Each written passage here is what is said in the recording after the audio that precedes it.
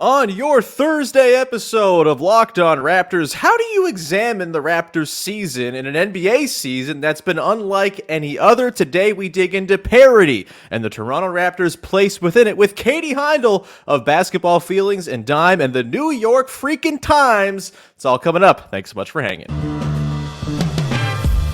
You are Locked On Raptors, your daily Toronto Raptors podcast, part of the Locked On Podcast Network. Your team every day.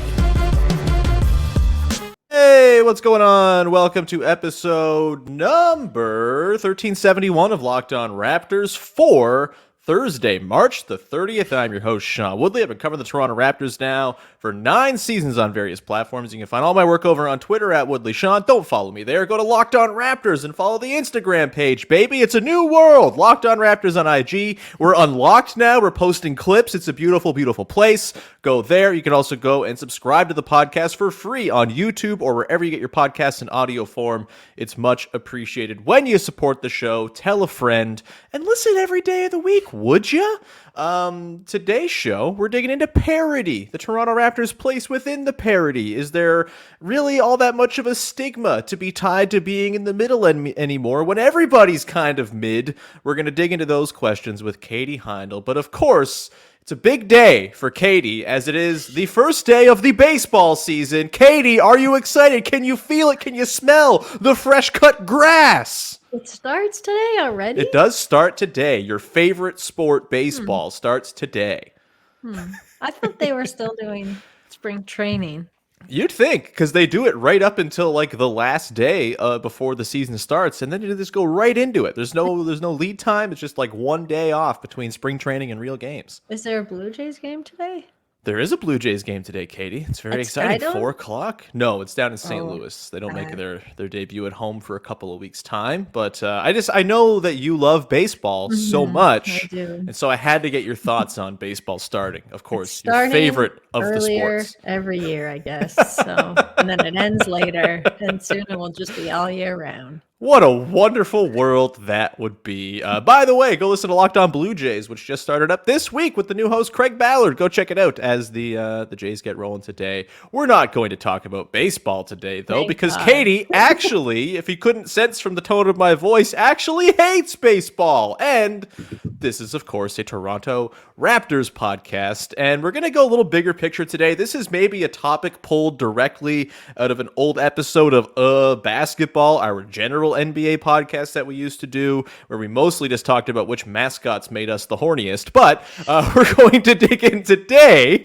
to parity and the league at large. You know, we've talked about the play-in race, both in the East and the West. Everybody is basically 500, and it's kind of a new world for the NBA. Of course, for I think most of our lifetimes, it's been a league of stratification. You get the top end teams, you get the bottom end teams, and everyone in the middle is to be pointed at and tarred and feathered and, shamed into either moving up or down. But this season, it feels different, Katie. It's a situation where everyone's kind of average, and so in that case, maybe no one is average. I don't really know like what the way to look at this is, but I think breaking down this Raptors season is particularly difficult because of the parity around the league and because everybody is sort of in that soupy middle outside of like maybe 9 or 10 teams.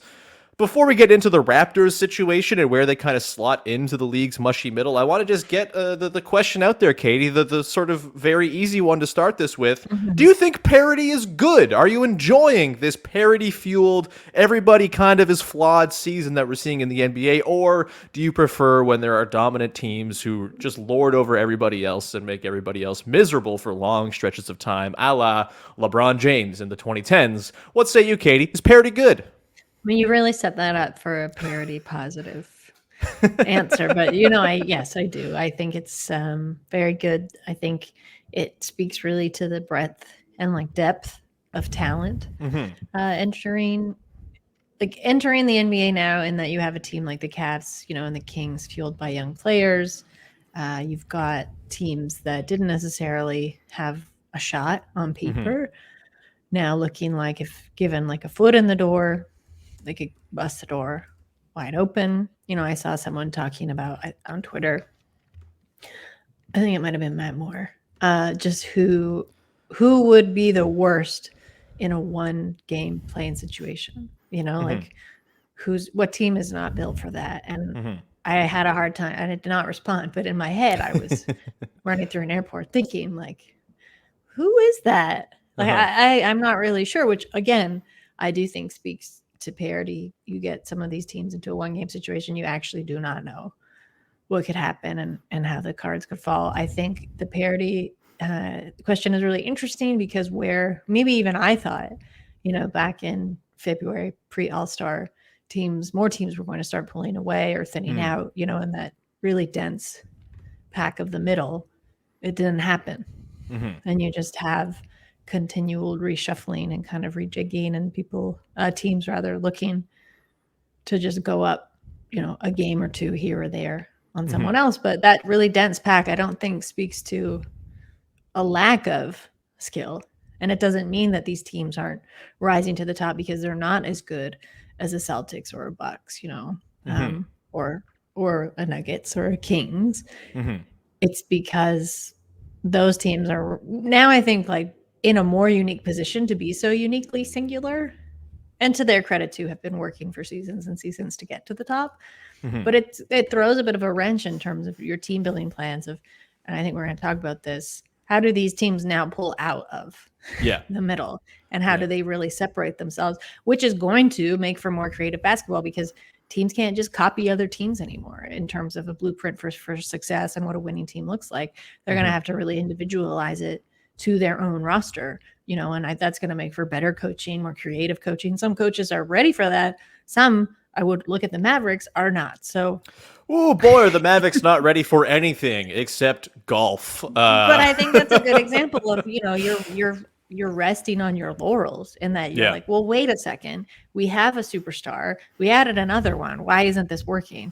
It's going to get way more complicated now, which will eventually make for way more exciting and unique basketball. I think frustrating for some fans, but for me, I love it. Yeah, like I know it's been a frustrating season for Raptors fans, but like if you just take like a 10,000-foot view, pretty much everybody's frustrated. I don't think the Raptors are special in their frustration necessarily. And to like answer my own question, I think the parity is good. I think there are ways in which parity is not good. Like I am a big NHL fan, and I kind of find the parity in the NHL to not be good because it's sort of artificial. You have like a hard salary cap. You have loser points for games that go to overtime that make some games worth more points than others. It makes playoff races seem close when they're not really actually, because it's hard for anyone to gain ground because of loser points. And it's the type of game where it's so spread out and just kind of, it's all coin flips. It is your goalie hot and all that stuff. Like that kind of parity is too chaotic, too random. It's not my kind of parody. This parody in the NBA has kind of organically been created by, yes, the salary cap to some extent. There's only so much money you can give to, big threes of players and all of that. But it's also just like, there's so many good players now, and they all interact with each other differently on their teams. And some of it, you get these wonderful concoctions of, wow, De'Aaron Fox and Domantas Sabonis, look how fun this bloody team is. Like, there are plenty of duos like that, even more talented duos just on paper than those two guys, where it hasn't quite worked out because basketball is a complex game. And I just think it's been really fascinating to see all these teams kind of go through the motions at various points. But I guess, it just feels different to me than previous years, where you look at the middle of the league and you kind of hold your nose and like, ugh, look at these disgusting 35-win teams. It doesn't quite feel like there should be that stigma on these teams anymore. Obviously, these are all flawed teams. The Raptors are very much in this bunch. You got like half the league is within 4 or 5 games of 500. It's not where you want to be necessarily, but do you think there should be like a sort of stigma tied to these teams that are in the middle? Or is this just maybe the new way of doing business in the NBA, where there's actually maybe like some charm to being in that group of teams. You're in playoff races. You have a compelling end to your regular season. No, it's not playoff success and all the ultimate goals that everyone is shooting for, but like, does it almost make it worth it to be in this very competitive morass of teams just as a fan to watch over the course of a season? Like, to me, I find it's very compelling and actually makes my 6 months of watching basketball feel kind of worthwhile. Maybe I'm a sicko who's just fine with okay, but we could talk to a therapist about that more. But Katie, should there be a stigma against these teams that are kind of in the middle and looking to try to move up? No, because being in the middle now, being in this the thick of it, or this quagmire, however you want to look at it. Quagmire, what a yeah, word. Yeah, it's a great one. It speaks more to the depth of talent there. It takes now like a unique, and again, to go back to what I said earlier, individualized team to get to the 1 or 2 or 3 spot, and a bit of luck, I would argue. And now I think all the teams in, maybe 5 seasons ago or more that would have been there by default, just because they had a bit of a hot streak, they had a couple superstars paired together on their team, are now falling to the middle. So it doesn't mean that they're bad. I'd say like you want to cap it at maybe 10, but anything above 10, like under 10 in the NBA standings, probably pretty bad. Right. But we know. But even then, you have Luka freaking Doncic on a team that is in 11th right now. True, exactly. He's incredible. He's one of the 5 best players alive. I know I'm a diehard, but I would say, the Pistons have raw talent. It just hasn't been put together in that way. Yeah, they've been injured and stuff. Yeah. Yeah, exactly. Yeah. So again, it's just like the league is so talented now that it just makes it even harder to stand out and to be good. But it makes for very compelling basketball, as you're saying, on any given night of the week. I think especially in this last stretch, it's made for really exciting basketball going into the last, furious runway to the postseason, because so many teams are now vying for either a last playoff berth that's still up for grabs or a play-in spot. And again, in past seasons, I think that's something that would have been clarified by now. You'd have a lot of teams giving up, slacking off, and now even your top seeded, no, not the ones that have locked, but like your top seeded teams can't really afford to do that. So I don't know. I don't really see a downside to it unless you do like predictable, kind of rudimentary basketball. I do love the chaos. And I think it makes for, and I think this is actually one of the problems I see with the Raptors right now as they close out their season. But it means that everyone on a roster has to really be locked in and committed to playing individualized basketball per game, every game, which is hard.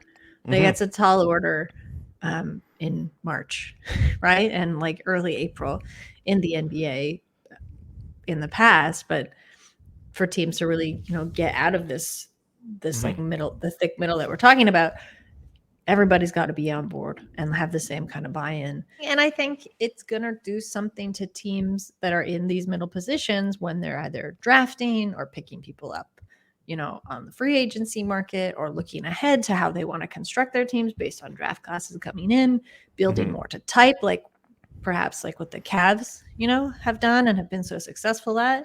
It lends more to patience for front offices, which that's just like those two words don't tend to go together. But I like that because you got to play the long game at the same time, right? You got to really be a mastermind. So that side, I like it. That is where I want to take us next and get into the Raptors side of this. And in particular, the concept of like team chemistry. Oh, it's ethereal. We can't prove it. Is it a thing? It's very clearly a thing that matters. We're going to get into how chemistry might be the vehicle by which the Raptors can take themselves from their current station to somewhere better, and get into all of that in just a second. Before we do that, however, got to tell you about our friends over at Ultimate Pro Basketball GM. It's one of the coolest games you're ever going to play. If you are the kind of person who loves to manage a team from the background, you like to play NBA 2K or MLB The Show and just go in and make your trades, sim through the games, and get to the off season? Well, Ultimate Pro Basketball GM has streamlined that whole process into one easy mobile game for you. This game allows you to manage every strategic aspect of a franchise, playing through seasons and leading your franchise and fans to glory as you build a historic dynasty. In the simulation, you're responsible for dealing with challenging personalities, team chemistry, for example, hiring the right coaches and assistants, trading and training players, making draft picks, and navigating your franchise through free agency and the draft. All the ups and downs, everything you might go through over multiple seasons of running your own basketball franchise. It's all in a realistic and challenging game world as well. Ultimate Pro Basketball GM is completely free and playable offline. You can play on the go as you want and when you want to. And you can play with your friends as well. You can go join little leagues and build dynasties. And there's nothing better in sports than making your friends feel bad when you beat them at fake sports. That's really what it's all about. Locked On Raptors listeners get a 100% free boost to their franchise when they use the promo code LOCKEDON in the game store. So go make sure to check it out. To download the game, just visit probasketballgm.com. Scan the code on your screen right now, or go and look it up in the app stores. That's probasketballgm.com. Ultimate Pro Basketball GM. Start your dynasty today. All right, we continue on here. Katie Heindl of Dime and Basketball Feelings, the New York Times, photos with Grimace, all of that. Wonderful stuff from your trip down to Houston, by the way, Katie, for the McDonald's All-American game over the past weekend. More Grimace photos, please. More with the rest of the McDonald Land crew, please. Those really aren't the pictures I want from you anymore, Katie, frankly. I joke. You can send pictures with King Cake Baby as well. No one would tell me if the Ronald that was there, who kind of freaked me out. Ronald is a sicko. Kept passing, like past him going into this VIP lounge at the half, and he was like eating, and it's like it's weird to see that guy just eating food and like being in the world. But I asked someone, I was like, "Do you have local Ronalds, or does this Ronald?" And they were like, Ronald's like, they were basically trying to imply like Ronald's like Santa, and I was like, all right, that's a good like brand line answer, but it's not what I wanted to know. It's like, they've really moved Ronald from Houston. They've really moved Ronald McDonald out of the sort of front facing with good reason. McDonald's that guy's advertising. Look, I'm a King Cake Baby supporter. I like freak mascots. I think I'm all right with Ronald McDonald. You like a skinny clown? Make him more plush. Skinny pale clown? Yeah, I think I'm all right with it, actually. I wish the Hamburglar was there. I think there should be.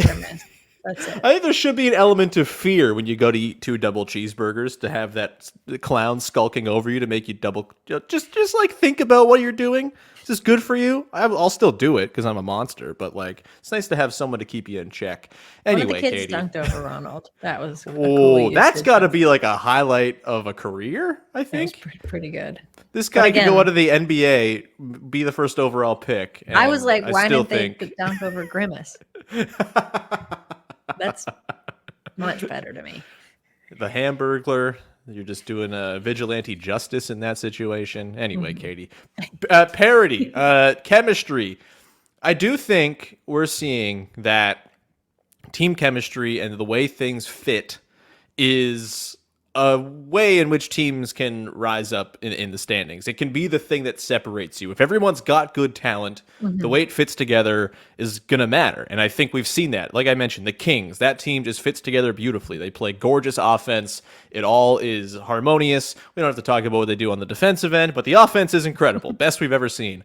Even like the Memphis Grizzlies, that whole team's thing is we're crazy. We love it. We're freaks, and you're going to have to deal with it. And like, they have that. That's their calling card. And obviously, like when the Warriors are at their best, they separate themselves from this mushy middle whenever they get on a heater with their, the second half against the Pelicans earlier this week is a good example of that.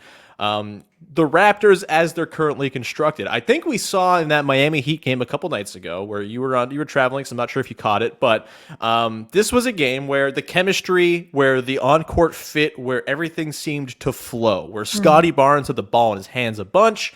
It was finding the right guys. He had 12 assists. They were using, the sort of leverage that each individual guy has to create looks for others. And the issue with this Raptors team all season long has felt like one of fit, one of chemistry, also a lack of personnel before they got Jakob Poeltl. That's a big part of it too. They came into the season with the most continuity of any team in the league, and it hasn't quite played out the way it was hoped it would. Obviously, the lack of development from a guy like Precious Achiuwa hurts that. The lack of any center play for the first 60 games hurts that, yada, yada, yada. Do you see a pathway with this Raptors team, with the pieces they have on board? If they are to just keep this team together, which I'm coming further around on, that should just be what they do. They're 12-8 with Jakob Poeltl. They look like a good basketball team. I don't think in this league of parity, being a good basketball team should be viewed as some sort of bad mark against you. It's fine to be in the middle in this version of the NBA. Do you see there being some sort of pathway out of this middle muck via chemistry for the Toronto Raptors, Katie? Not alone, unfortunately. No? I don't think chemistry alone can do it, because I actually think the Raptors have lost quite a bit of chemistry in terms of losing staff, losing players that really contributed to that, and what the sort of genetic makeup chemistry-wise of that team was. And then didn't necessarily prioritize replacing it. Some of that, I think, was just due to time and place and situation, some pretty rough years just with the pandemic and what that did to schedules and like disruptions. And I think there's obviously a psychological toll on that we don't talk about a lot, or there's not a lot of room for in conversations like this. I think there are some guys who maybe just don't see how they fit or that they want to fit with the team anymore. That's going to lend to chemistry, because, again, what we talked about earlier, the way that what parity is going to do to the league is create a real need for buy-in, consistent buy-in. Not just you buy in at the beginning of the season and you tell your front office and your teammates, yeah, I'm in, I'm all in. It's going to take really like reestablishing that over and over again, because I'm glad you actually brought up the Kings' bad defensive talent, because look at the Mavs, who similarly pretty good offensively, awful, like one of the worst defensive teams in the West. It's like actually a joke. But unlike the Kings, who have figured out ways to make up for that, I don't think the Mavs actually have great chemistry right now. They haven't even before Kyrie Irving got there. It just seems like a bit of a separate pieces kind of team. And to me, that's sort of what the Raptors are right now. I did catch highlights of that Heat game, and I agree with you. They looked really good on the floor. There was like a nice flow and a rhythm to things that I think had been lacking for a lot of the season thus far. A lot of the reasons you touched on, I think, are totally valid. Winning makes everybody a lot happier, and it makes it easier to be happier when you're winning and have like a good chemistry and everybody's feeling good and believes in like the vision or whatever. But I feel like there might be some churn this summer. I don't think that it's a bad thing. I think to perhaps maybe inject some new leadership, new faces into the locker room could really help the Raptors. As much as I was just like touting patience in front offices, a part of that is being shrewd and understanding when things have perhaps worn their course. Maybe that's in coaching. I don't know. But I do think there has to be some kind of a change, because it does seem like between Fred VanVleet, Pascal Siakam, OG Anunoby, and now even Scotty a little bit, everyone's kind of moving in different directions. It seems like they want to. It seems like there's a bit of a strain. I don't mean this like who secretly doesn't like who. I just mean when you watch them, even just on the floor strictly, it seems like there's a bit of the strain in the way that they each feel most comfortable and want to play basketball. So, that all to say, I think chemistry is very important, because you're seeing what it can do to teams that are very technically unskilled or bad in one area, but where those teams are still, killing it. Yeah. And I think the Raptors have almost set themselves up for this to be even a greater challenge for them to try to sort out, because of the sort of unorthodox roster they've built. Right. And it's not to say that they can't figure it out either, right? Like, I think, as much as there are the detractors who think it's impossible for Scotty Barnes and Pascal Siakam to fit together, they've had plenty of extended stretches over 2 seasons now where they have worked wonderfully off of one another, and their strengths amplify one another's. And I do think, in general, you've seen it now, the arrival of Jakob Poeltl has been so, you ever see like a documentary about mushrooms? There's a thing called Fantastic Fungi. It's a delightful documentary. You should watch it. My mother-in-law can't stop talking about it. It's like her favorite movie. But like mushrooms, fungi, they're all interconnected, right? Like the little strands within the mushrooms will be the end of the world, by the way. Last of Us, bro. Hell yeah, they're not lying. But yeah, like there's this interconnectivity that fungi have, where you have sort of like a central hub. Everything flows out of there. I think Jakob Poeltl has helped create more of those connective ties within the team, right? He's got that synergy with Fred VanVleet. He's got the connection with OG Anunoby. He's got like a personal friendship side of things, which is probably part of this as well on some level with Pascal Siakam. Him and Scotty Barnes have been very successful when they share the floor together. Guys who are good shooters are going to benefit from the arrival of a Jakob Poeltl type. And now they're layering in more, trying to make more of it all come together. And I think they've actually been pretty successful in it. Their starting five has been awesome, right? Like, I think you can say that's a lineup that has achieved some level of chemistry, some sort of pulling in one direction. They're a plus 13.2 net rating in 226 minutes. There's good stuff happening there. And I think this is not something that gets fixed overnight. When I'm talking about can the Raptors save themselves from the middle, it's not this season. I think it's kind of a lost cause this year to think, oh, well, this is the year where they're going to go and surprise in the first round or something like that. It's probably not going to happen that way.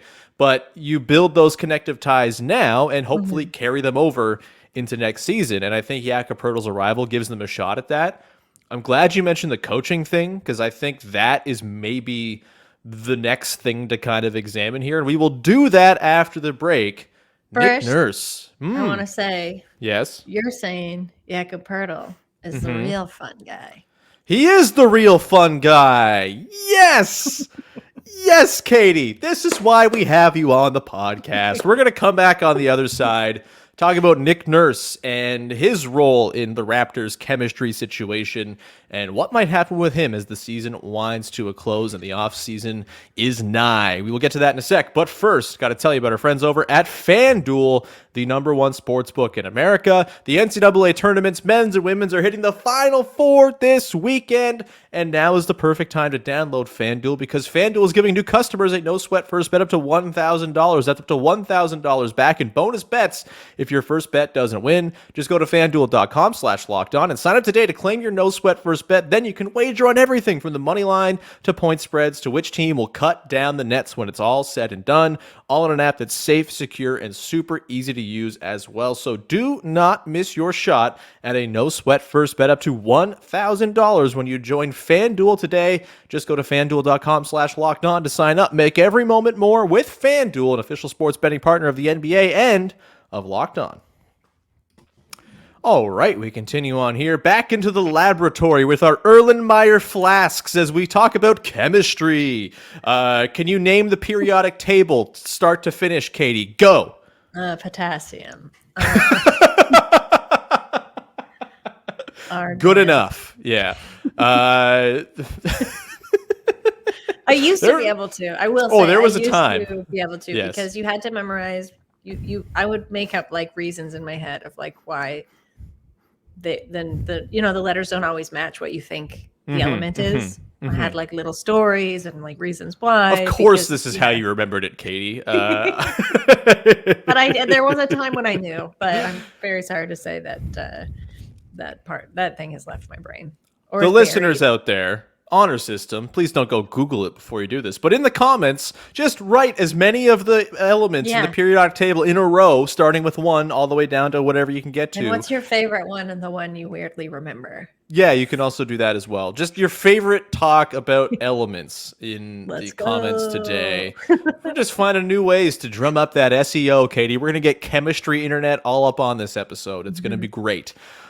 Nick Nurse. I'm glad you mentioned Nick Nurse, because ultimately, a lot of chemistry, a lot of team connectivity, a lot of stuff flows through the head coach. I think Nick Nurse is a good basketball coach, a very good basketball coach, a championship level basketball coach. When you get him into the playoffs, he pulls the right cranks and levers. He is in his own experimental lab with his own Erlenmeyer flasks and Bunsen burners when he's in a game in the playoffs, and I think it's great.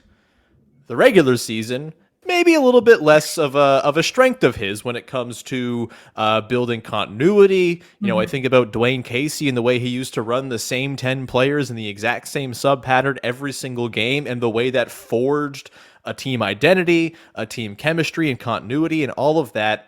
And look, ultimately, talent was what's going to win out at the very end. There's a reason the Bucks are not part of the mushy middle we've talked about. They have freaking Giannis. There's a reason the Nuggets aren't there. The Celtics. Talent is ultimately the big thing here, but if you're trying to milk more out of what you got, a coach probably goes a long way to doing that in today's NBA. I'm curious, Katie, of your level of confidence in Nick Nurse as the dude to instill some sort of culture of chemistry within this Raptors team as they look to pull themselves from the middle going into next season.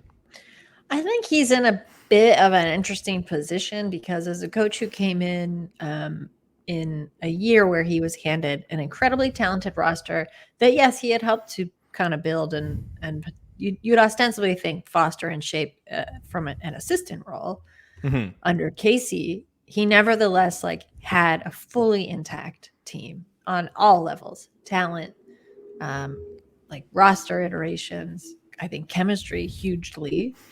And since then, those things have sort of trickled off and trickled away, and haven't really seen him implement or think of what is our identity going to be next. Because I get it. You can't stick with the same. Teams change, and they have to by nature, or you'll just become very bad. And to his credit, he's always been quite good at doing what best maximizes whichever collection of players he has at the time. In a very technical way. Yes. In a way where it's this maximizes this because XYZ. Not necessarily because this is going to maximize this because of personality fit, where people are at on their individualized, I'd say even developmental trajectory. I think there's sometimes a lack of awareness, maybe of the team nuances going on. There's some tension. Part of me now, it sucks. This season is a hard one to say, is anyone having fun? But there are times when I do wonder, do you like your job? Are you having a good time? It's not everything, but it is something, especially when you're trying to forge leadership and instill belief in the team and amp guys up. You want to be more than just arm's length from them. And some coaches are I don't know. I remember when Bud came and someone asked him about plays and he's I don't look at any of that stuff. And it seems surprising, but I was you know what? Bud, I think, is in tune with his team in more ways than just what his defensive coaches are drafting up and he's maybe not taking a look at, or a very cursory look at right before a game. Or that made sense to me. I felt he still has a finger on the pulse in a team in a way that is meaningful and sort of counts. And I just wonder if Nick Nurse has that. I don't feel he does. We've talked before about him, calling guys out, which I get it, but sometimes it I don't know, has that worn off? Does that work anymore? When there are these are the ways that you communicate, with your team, and they don't actually communicate with your team anymore, you sort of got to go back to the drawing board. Yeah, ultimately I think every player is different, is going to respond differently to things. Is every player going to respond to Nick Nurse's call-outs? No, but some might. I don't know. I'm not the arbiter of when it's right and when it's not, as I don't know these guys, right? I don't know. I don't have the day-to-day relationship with a Gary Trent Jr. to know what he's going to respond to the way Nick Nurse probably does. Even if we disagree with the methodology, he might have way more intel as to why he's doing what he's doing than any of us normies. But for me, it's felt just a little angsty this season. It's felt as though, and we've talked about this a lot, the lack of direction from the front office, right? And sort of what's this team's goal this year? What's this about? I think you could also tie that sort of into Nick Nurse a little bit when it comes to the sort of unclear nature of the team hierarchy. And I talked about a lot about this yesterday, where it's Pascal and Fred are not just going to go seed the team to Scotty Barnes. They're dudes who have been there. They're all-stars. They're champions. They're going to have the keys to the team taken from them. And I don't think that's a bad thing necessarily, but for them to say, hey, Scotty, you got to earn this.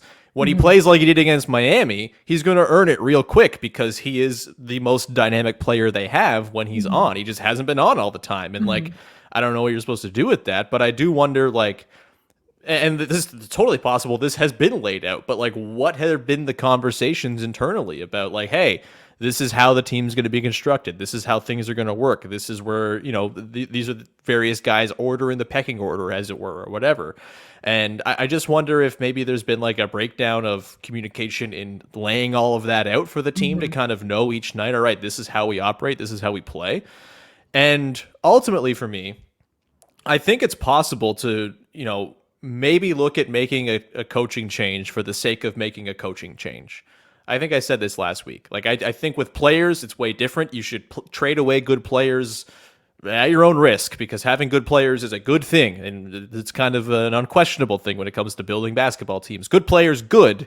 Coaches, I think, are a little bit more unknowable, right? And it's going to take circumstance to really, you know, there are certain guys who are going to thrive in different circumstances more than others. And I just wonder if maybe with this team at the juncture it's at, with the positive signs we've seen from the on-court personnel since the Jakob trade, if maybe the move to sort of settle everything and get everyone pulling in the same direction again is just a change in the voice at the top. And I'm not saying go fire Nick Nurse. I don't know how I feel about it just yet, but I think it's something they're going to have to look at and really examine this offseason. It's one of the most important questions to me, because as we've talked about, you're not pulling yourself out of the mucky middle if you have a collection of good players that isn't pulling in the same direction. You will fall into the quicksand and be the Mavericks and not be very happy, even if the roster itself is talented and has enough juice to be pretty good. Any sort of thoughts after, like, what do you make of what I just kind of laid out there? No, I'm with you. I'm not necessarily saying, you know, Nick Nurse has got to go. But it just strikes me that there's a trickle down effect at play, right? And, you know, when you get handed something that's very intact and ready to go, but you haven't really done too much, at least from our perspective, to shore that up for the future. And you've lost, like, you've hemorrhaged assistant talent, I would say, and like diverse assistant talent with a lot of different perspectives and viewpoints than your own that aren't necessarily just like out of your own coaching camp. And I don't think that he's really topped those people up in a way that at least I'm seeing a difference. And you haven't, I don't know, the pipeline between, we talked about this at like the live event, but I still think about this a lot. Like the pipeline between 905 and the Raptors feels a little bit not there anymore. Yeah, it's a little. There's like been a collapse, and there's like some rubble blocking the way a little bit. Yeah, it's like when there's a big storm and like a gutter gets this weird. Yeah, because then who's the gutter? The Raptors. Anyway, maybe right now they are, but that goes also to coaching talent, right? Because you had guys like Patrick Mutombo who would like do some time with the Raptors and then was like the head coach of the 905. Gemma Malala did that too. Like, you know, this is just the way that it had been. And it seemed to work really well. And now you've sort of cut that off. And I wonder why. It's not that they don't need it. I'd say the Raptors could really use that, right?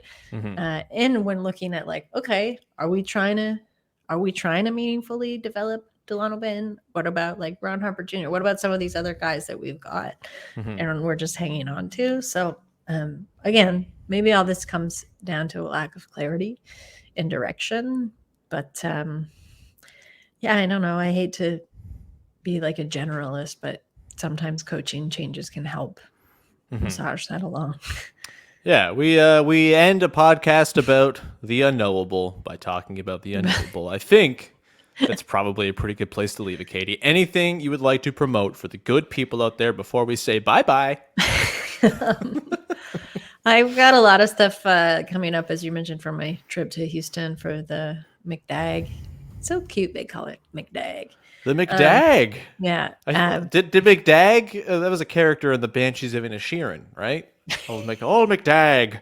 Just like a fun townsfolk type. Maybe. But I'm headed to Dallas tomorrow for the women's Final Four. So hell yeah. Follow along on, I guess, social if you want to see some offhanded, like in the moment coverage. And then I'll have some coverage from that coming on Dime as well. Hell yes, go check all of it out. You can follow me over on Instagram. Locked On Raptors is on Twitter at Woodley Sean. You can go subscribe to the show for free wherever you get your podcasts and on YouTube. It's much appreciated when you do that. There'll be no episode tomorrow. I have a personal day booked tomorrow, so there'll be no show tomorrow. We'll be back again on Monday, break down the games against the Sixers and the Hornets, two very different opponents, but we'll dig into those on Monday for sure, as we'll have even more clarity on the old play-in picture by the time those games are wrapped. And thank you so much for being part of our Locked On Raptors family here. And tell a friend, do all that good stuff. Go make your second listen of the day Locked On Blue Jays. Craig Ballard started this week. Yes, Katie, we're supporting our fellow Locked On sister show, and the Blue Jays start today. So you're going to want to get the lowdown from Craig over on Locked On Jays. And we'll leave it there. Have yourselves a wonderful weekend, and thanks for hanging.